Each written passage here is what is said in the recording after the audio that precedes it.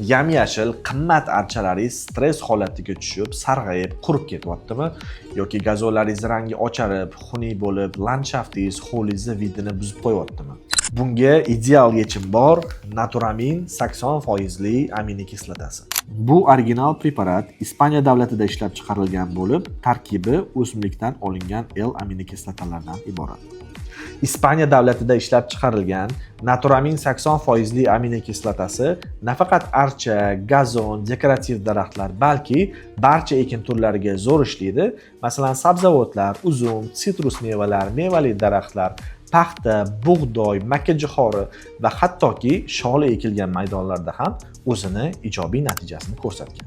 Sizni ham archalaringiz stress holatiga tushib, rangi sarg'ayib, qurib ketayotgan bo'lsa, albatta holatiga qarab Naturamin preparatidan 10 gram olib, 10 litr suvga yaxshilab aralashtirasiz.